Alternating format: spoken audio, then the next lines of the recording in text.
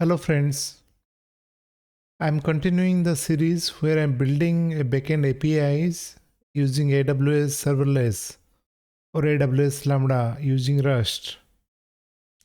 I've chosen Rust for its better performance and to optimize the cost. So I've created two videos already where I explained some of the basic architecture decisions. So you can watch the previous video as well. In this video, I'll continue the some of the building blocks or some of the new things I have implemented using Rust.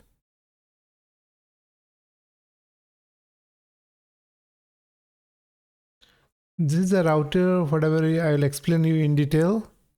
This is not common built from this AWS Lambda. This I have designed myself and coded myself. So I'll explain in detail like what are the process come up with this design.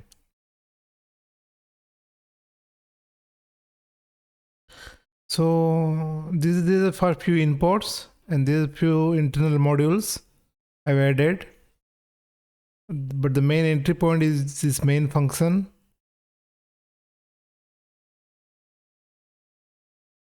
So the main function is async function and we need Tokyo runtime because Rust by itself doesn't come up with any async runtime. So Tokyo is quite popular, so which is very compatible with AWS Lambda. And this is the entry point of function. There is a AWS Lambda serverless cargo modules available. So what we are using, if we want to see this dependency,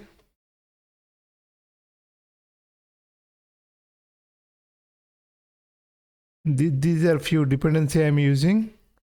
Lambda HTTP, third day for serialization to JSON, and I'm using AWS SDK to integrate with Dynamo DB and Tokyo. And JWK's client is to decode the JWT token.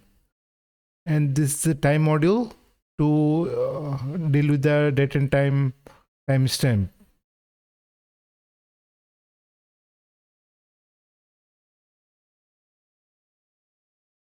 So far, I'm getting very good feedbacks.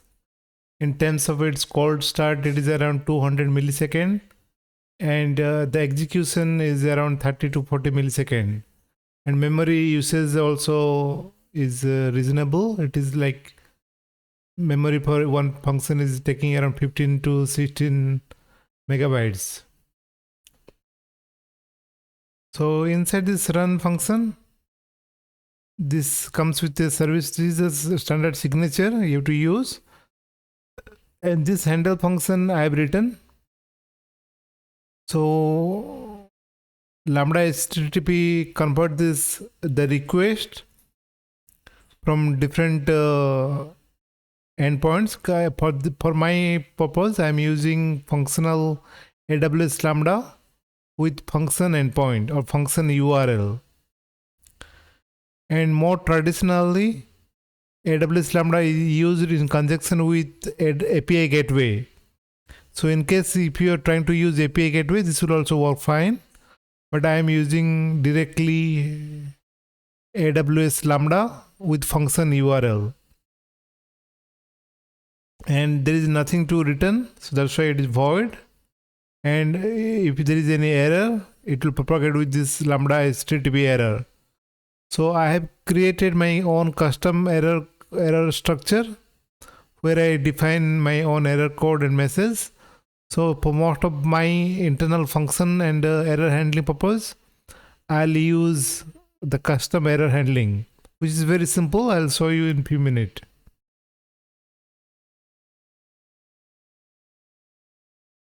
And this is the handle function. If you see, it takes one argument, that is request.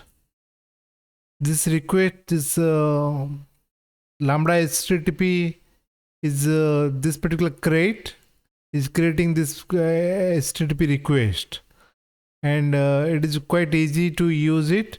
So using this request, you can have lots of different parameters to access request body, the method signature, which kind of methods it is. So all traditional HTTP like query parameter, path parameter, you can access using this request object.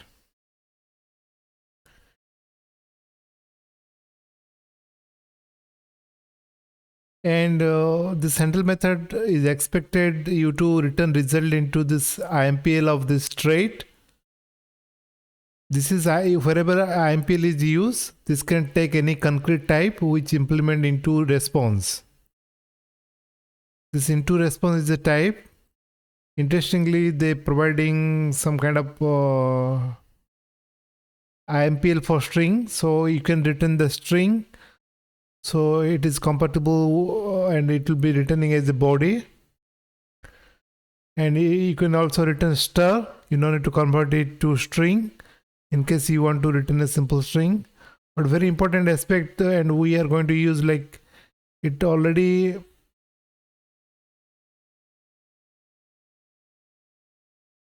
provides IMPL for setd JSON. setd is a serialization and deserialization library which will convert once you pass the string, the JSON body payload, it will convert to this value or a custom Rust structure, or it can, that is known as serialization, converting the JSON to the Rust structure and converting back from like Rust types to the JSON structure is known as deserialization. So this value is a kind of generic object. It is not very strongly typed schema. So any JSON payload we can store as a part of value and we can return as well. So this IMPL, into response, we can pass any type of string or setd JSON value type. So we are using setd JSON value. And again, we are propagating this lambda HTTP error. So we are not going to use this heavily. So mostly we are creating our own custom error object. We're going to use it. Then again, this particular method is only constructing the response body. I'll explain in a bit. There is another user-defined function, or I define a function router, which will again pass this request body or request object to this router. And because it is a async function, if you notice over here, it is a async keyword I have used. And await. If you are coming from JavaScript background, await is used before this function, but in Rust it comes after that. And which is also a neat way to do some kind of chaining, and we can call some different option or parameter. And this router request function, if you see, this is the function signature, router function signature, and here it is returning a result with some structure payload with some user defined error. This particular router function is clearly defined by me. The input parameter I have not modified, but this response wrapper I have designed it, and this error code also. Now before I explain about what is this particular line is doing or coming to this, let me little bit talk about this response wrapper and error object.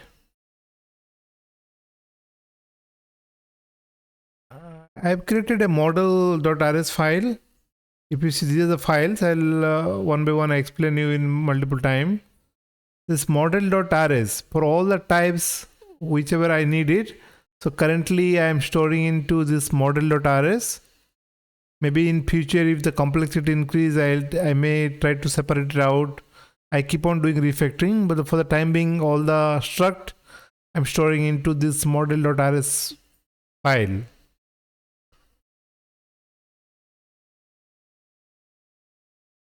So this response wrapper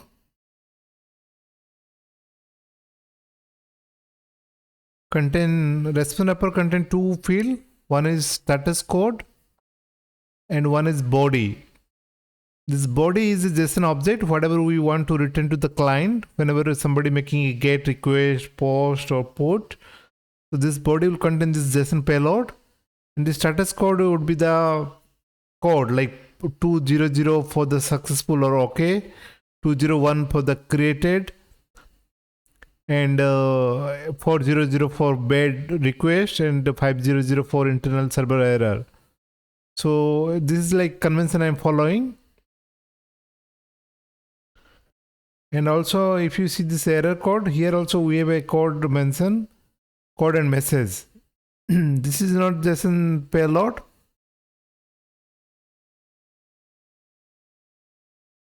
This is just a string message with code and message, okay?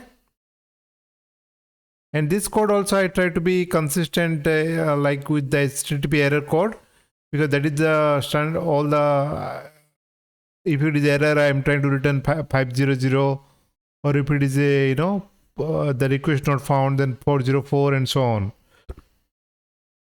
So this code I am trying to make it consistent with HTTP error code. So this router, the main intention is that, so this will do the authentication, and if everything is successful, then it will evaluate whether it is a GET request or POST or PUT, then call to the Dynamo DB, get the details and construct this value, and create this response wrapper and send it back to the handle. And this handle, if it is successful, unwrap means it will get this from this result, it will get this response wrapper. That's why if you see this type of this response, it is a response wrapper which contain the status code as well as the body is a value, this is an object. And this unwrap or else is a interesting concept. If you only mention unwrap, then if there is a error happen, because any DynamoDB error or any kind of error happen this path, then it will panic. And making panic in a code is not a good idea. So you should always try to handle the error as effectively as possible. So in that case, I am using a closure where it will take one argument E stands for this error. I am heavily using this error object. Wherever there is an error I detected in the processing, like connecting to DynamoDB or authentication error or any kind of parsing error, so I am putting the error code as well as the message. And e.into will convert this particular error object to a response wrapper. This e.into is not built, it is a built-in feature of Rust, but you have to do some kind of additional setup or additional implementation to make it working. Let me show you what I mean.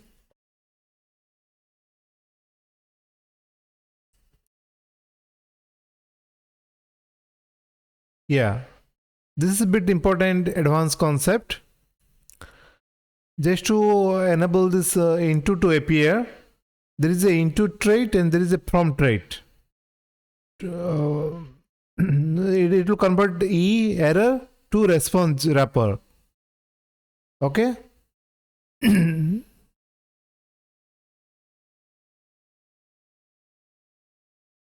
But it is not recommended to implement into trait. So if you implement a from trait,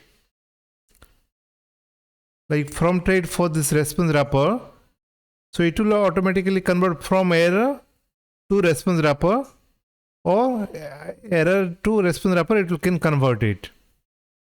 So this is a generic type. This is my own error object. As I showed you before, it contains this code as well as message. Again, let me show it back. This error contains code and message, nothing else. This is a struct, public. All POB stand for public. And in this case, we have to implement this from function, the signature. If you use VS Code, Rust Analyzer or any kind of IDE, the signature will be auto-created. And it will take this input, this error object as the input arguments. And this self stands for response wrapper. So if you hover the self, it is a response wrapper. In this response wrapper, it is not a error object. It contains like status code as well as the JSON value. So I created new status code. I am mapping with error code, and I am constructing a JSON message with this error message. So in case of any error propagated by this router, will be mapped to this response wrapper. And I could have easily, written this value to this result IMPL. So that will also work. Why I am doing this whole drama is to customize this status code. Because if you only return this value, if you get this value from this router and return it back, that will also be valid. But that will only return 200 status code. But I have some different status code for get 200, for post or creating resource I want to customize it to 201, different error code. That is the reason I have to use this response builder. This response builder is kind of a good design pattern where you can set optional values as per your requirement. Otherwise, let's say for example, I need status. So I can set the status value. But if you don't want to set the status, you can skip it. So the builder will automatically by default will set some default values. For example, 200. And there is a status code trait which is part of HTTP module. It is already, whenever I imported lots of cargo dependency, this comes as part of that HTTP module. And it is very interesting, this if you pass the U16 proper valid status code, it will convert to a status code constructor. And this is some interesting thing.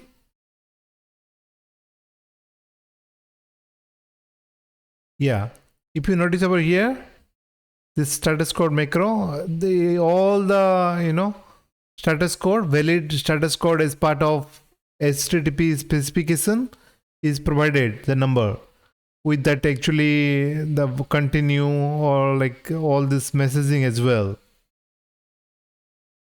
So which will helpful to translate. I don't need to write continue again. Once I pass like 200 okay. So in the so okay, you'll see. And if you pass 201, so the HTTP message will be created.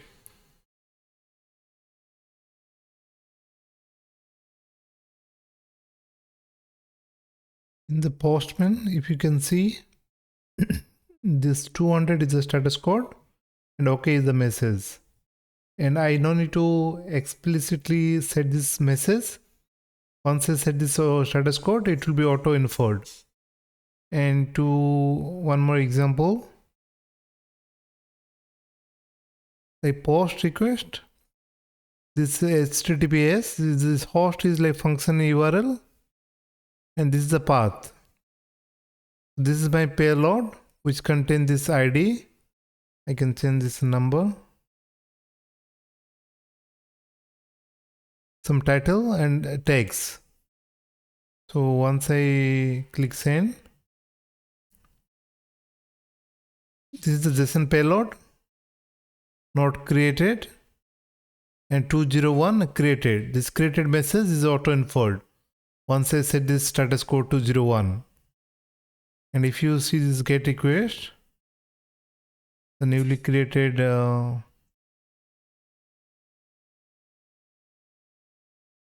this 80 is written. And I am also using this BRA token. So this is a valid JWT token. In the first video, I've explained how I using AWS Cognito along with Google OAuth 2. So using your Gmail account, you should be able to log into my application, and I'll using this OAuth 2 to get this authenticated by Google, and I'll get this JWT token. So in the first video, I explained in detail. But let's say if you pass a invalid JWT token, so you'll get error. In this case, let's say if you see 401 unauthorized. This may be sufficient, but still I given some kind of additional message. It is invalid JWT token. This message I customize it I am also, depending upon the validation rules, I'm sending this 401 unauthorized. So if you give a proper valid message, this data will be returned.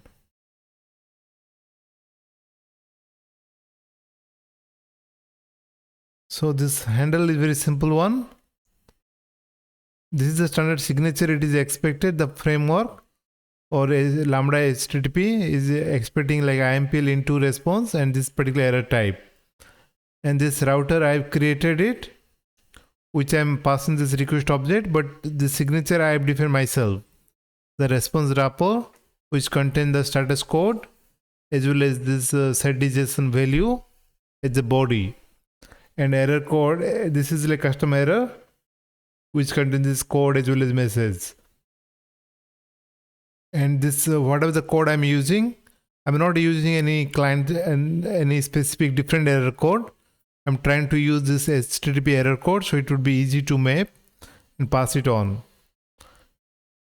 And this unwrap error, so instead of panic in case of error, so I am mapping this error object to response wrapper. And just to get this, this is a closure, which will take E as a input argument. It will call e.into. This e.into is by default, it won't appear.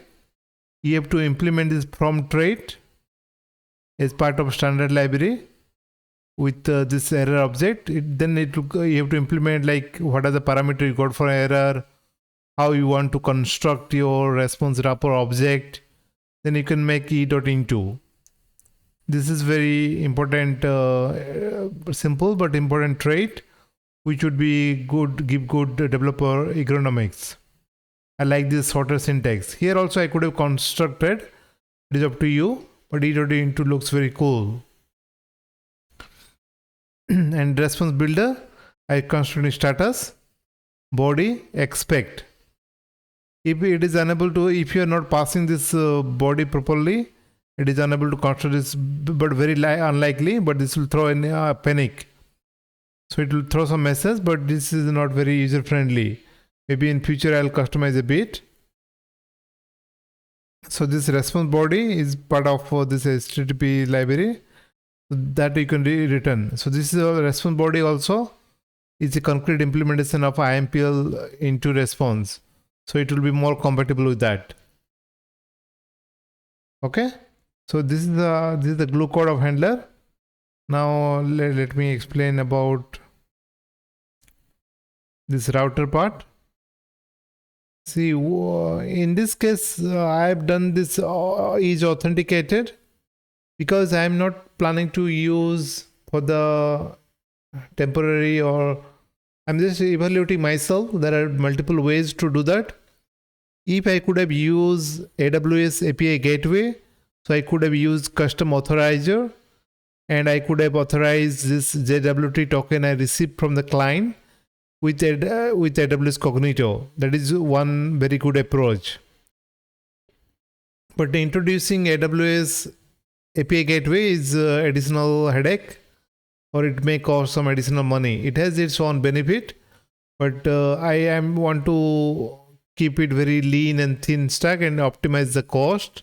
That's why I'm using only Lambda and function URL, which introduced a couple of months back, and I'm quite happy about it. But because we are not using AWS API gateway, so we lose some capability like authenticate the user. So the request will contain this bearer token or the JWT token, JWT token, which we receive from AWS Cognito. Once you can refer my past video, how all the setups I have tried to done that. But once we got the JWT token, the first and foremost thing is to authenticate it. And once we authenticate it, if it is a valid one, then I extract some information. There are two kinds of token. One is access token and another one is ID token. Access token is usually used for authentication purpose, and ID token is used for authorization purpose. And ID token contains some more additional information about the user. For example, email, name, and all this information. Google returns and Google to AWS Cognito, we mapped it. So I'm using ID token instead of access token, so that I can, once it is authenticated, once this token is verified, I can construct this user. This user, if you see that, currently I'm having like, let me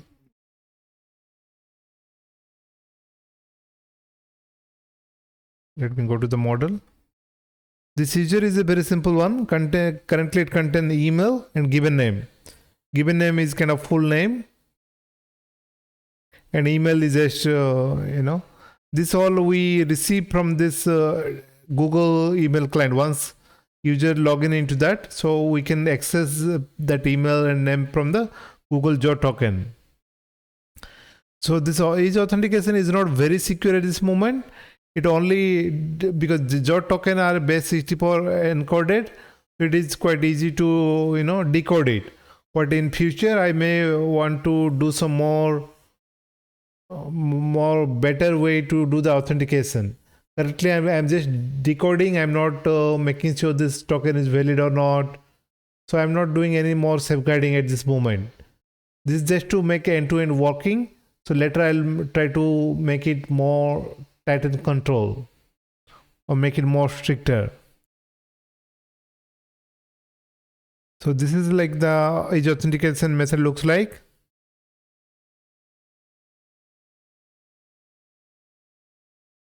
So once I get the request I'm taking as a reference. That's why you can see this ampersand sign. And this result, if it is all good, so I'll return this successful as a user object or user struct, which contain email and given name. And this is my standard error and error message.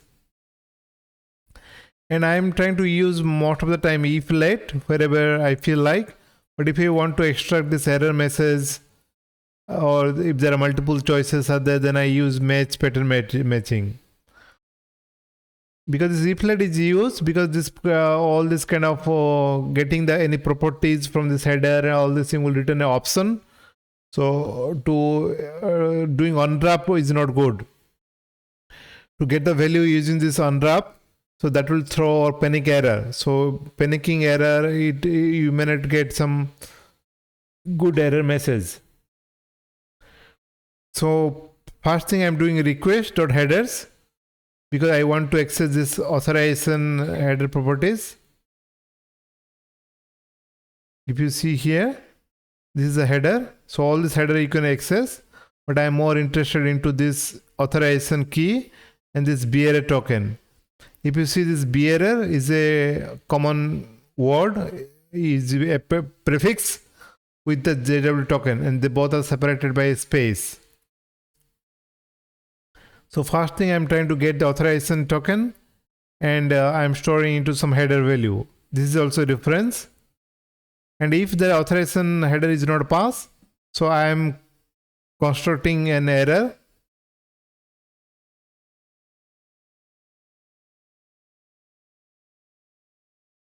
And trying to pass this message 401 authorization header not provided. And there are a little bit more additional code. I personally don't like it, but header value we can directly access. We have to convert to string literal. And this is also to convert to header value to string.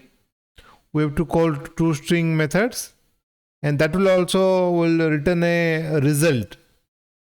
This is where this code get a little bit noisy, We could have assumed to extract authorization in one line, but sometime this first get is returning an option, then it is returning a result. Anyway, so we got the header string. This header string contains, like if you printing it will contain bearer space token. So this header is actually our whatever we are interested in. And this else block, if this for some reason header value to string is not able to convert, then we are trying to pass the same error code and message. I would really want to combine this. If you have some kind of suggestion, please drop me below. I don't want to put two else condition here. I just wanted to do in one shot without panicking. or without using unwrap. Anyway, once we get it, header, the string literal or ampersand star, we split it with spaces, then collect with the vector star. So we convert it to a vector. So the header first 0 element will contain bearer, second element will contain the JWT token, and we'll check this length equal to 2. If the length equal to not 2, right? If it is 3, then it is not valid, and if length is 1, it is not valid. So we are exactly expecting length equal to 2. And if 0 is bearer, then we can decode the token. Else, we have to throw this error, bearer token is not provided, right? And there is one more utility I created. Once we get this, we will pass this jot token here and decode JWT. And this decode jot token, in future I'll try to make it more secure. For the time being, I'm just decoding it. So I'm using a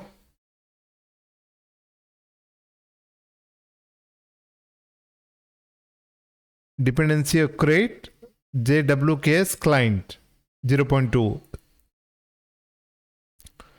So I created a key store.decode and token. So it will return a result. So if it is successful, I'll get in this jot token.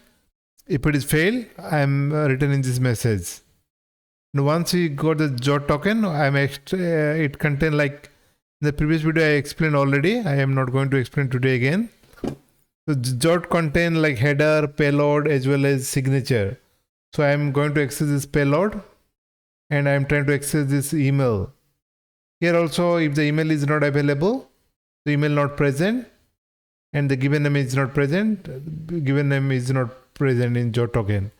Because this, I am relying on this email and given name to be present. If it's not present, I am throwing back the error, right? And inside this, okay, I am constructing this user object and passing it back. So this is what is authentication will do. And this question mark is very, I like this question mark syntax a lot. So if it is successful, it will extract this success value from result. Because it is authenticated, method will return a result with OK value or with error value. So this question mark will return this success user value if it is successful. If it is fail, it will propagate this error, or it will call this, return this error object. We don't need to explicitly match this result and, extract all the values. We don't need to use if else, if let, or we don't need to use the result. So this won't panic. This will simply return this error. So this question mark you can safely use wherever you want. Only thing, both needs to be compatible. Because I am using this error object, and here they also is authenticated, also returning error object like code and message, so I can able to propagate easily. That is the benefit of using your own custom error object wherever you can. So whenever you detected error, any kind of Dynamo DB error or any jot token error, so you should be able to match at that point and get all the necessary input or information and construct your own error with your own error code and message and pass it back. And most of the time you need an error code and message, nothing else. And if you need to trace back and some other information, you can just make it a point, but this code and message would be good enough. And one more important aspect after you do the jot token verification, because this AWS Lambda doesn't distinguish between different HTTP methods. So ideally, in most of this scenario, AWS Lambda is created for one particular operation, maybe a GET call, POST call, or whatever, maybe only one operation, one Lambda most of this company use. But I don't want to use so many different Lambdas, both as pros and cons, whether to use one Lambda for all of your APIs or whether to use multiple Lambda for multiple API. So for my take, I just want to use one Lambda as long as I can. But once it get out of my hand or get more complex, or if I have lots of different APIs planning to build it, so I'll try to create a separate API, a separate Lambda for that, using the same pattern and style, whatever I'm using here. But for the time being, as I'm just bootstrapping and creating my MVP, so I'll try to use one Lambda, so which will make my code in one place. It is a kind of monolithic, but as long as it is simple and it is not having any impact in the cold start, we can bear it. But once you are writing a huge complex, you know when the time will come. So better to not to do premature optimization, which sometimes hurts. So in this case, assuming that I'm using only one Lambda to handle this get, post, put, and delete request, I'm trying to do some kind of very rudimentary parsing logic so that I can extract that path and the value, and I can call a respective operation. So this request.row HTTP path is the built-in provided path, so which will give this path, like for example this /north. So this is the path will be written and it will be stored in this path. And if you see in this get and delete, whichever you call, so this from here to here, this will be stored into this row HTTP path.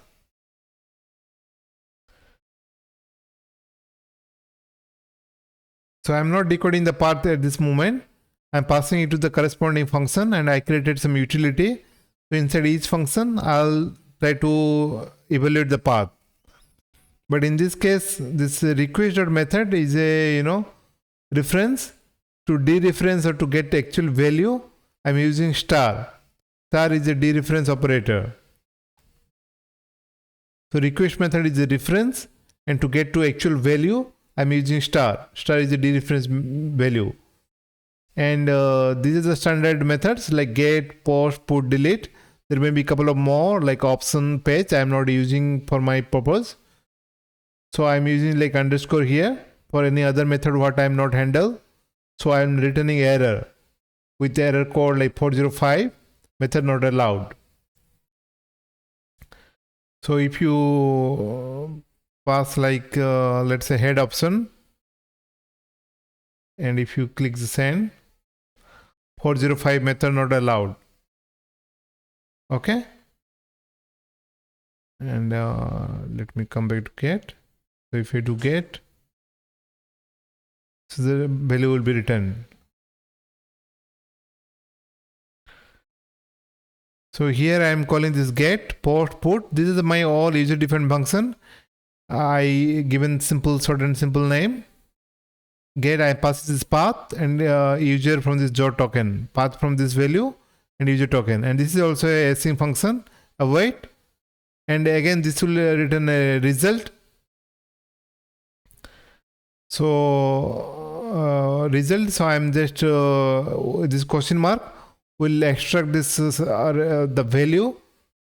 So if you see this value is contained response wrapper, and if there is an error, this question mark will propagate this error back to the calling function. And if you see this, this match is a expression, not a statement.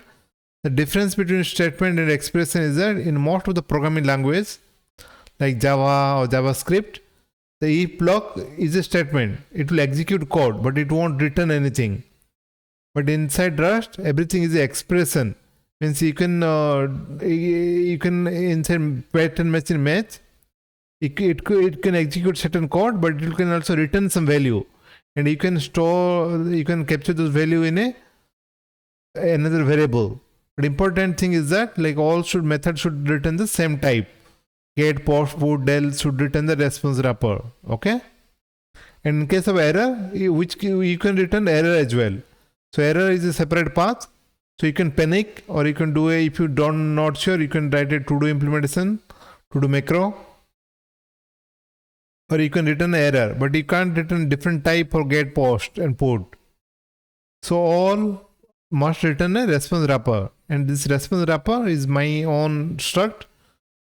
which has code and a JSON value. Value will contain the payload, but this get post put method will be created, and this code will contain the status code. In case of get, it is 200. In case of post, it is 201. And I can customize as per I wish. And in the end, I'm just returning this response. And this OK response is the returning style. Because there is no semicolon here, I don't need to explicitly mention this return keyword. Okay. And this is these two methods I'm supporting at this moment. In future, I'll enhance this to handle some different path. For currently, this path handling is a bit simple. So I'm checking for nodes. These nodes can come as without any argument or with ID. If it is coming without any argument, I'll return all the nodes available inside my database.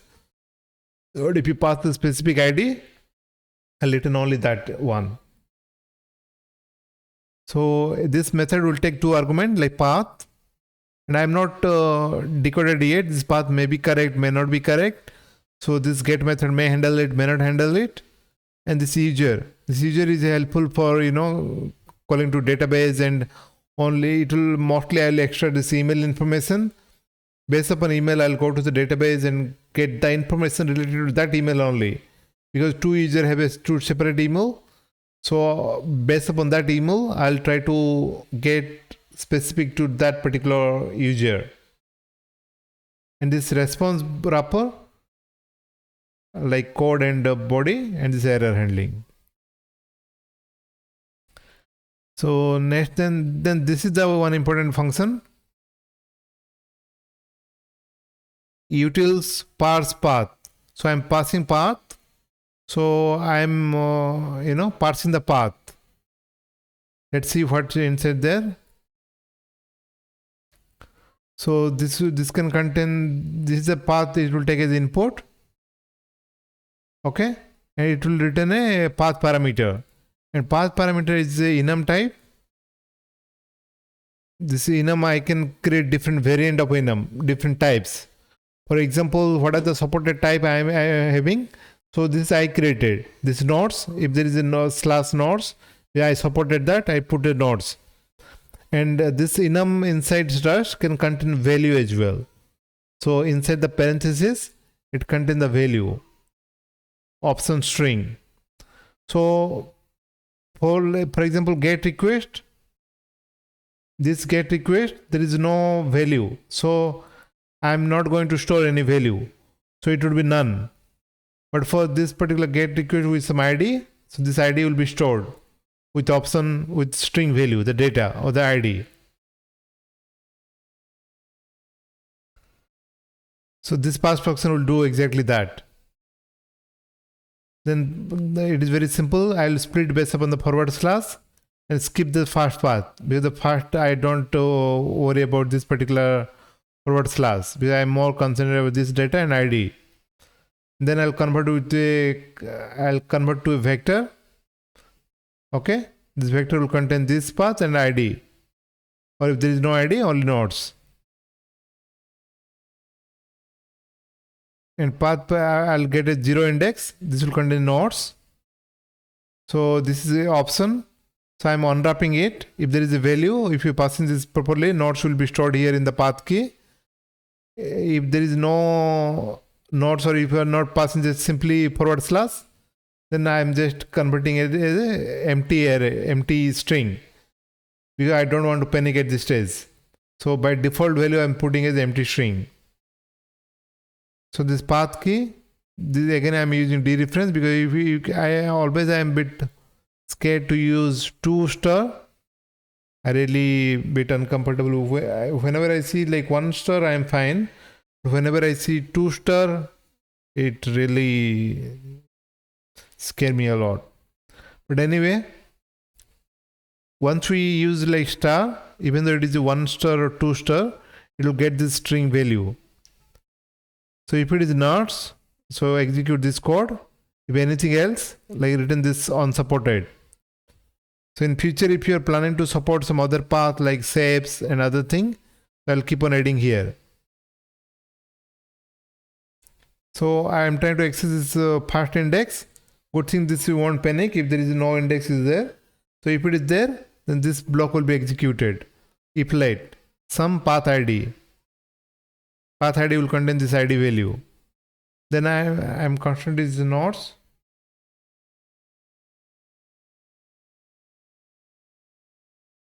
This is a bit simple. Once I got the first index, it can be none. If it is none, like I'll constant this path parameter nodes as none. If it is some value, I'll save this value here. Okay.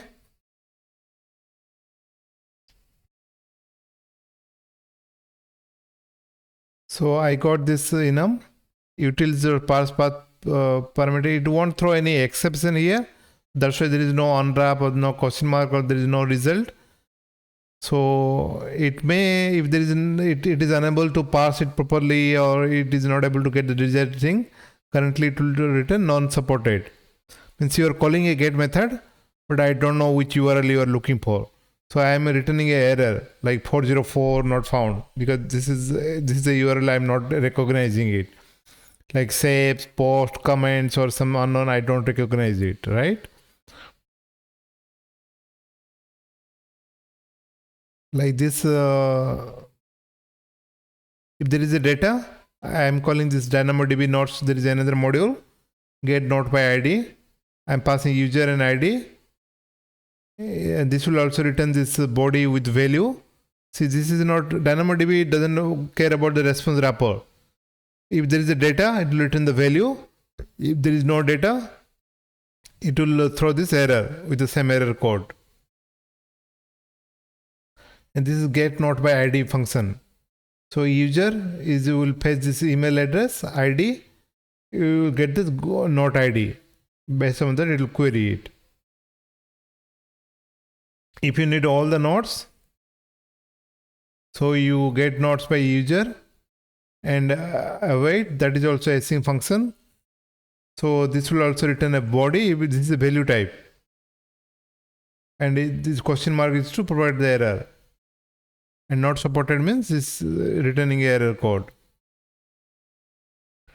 Let's say you got this you fetch some get node ID, get nodes.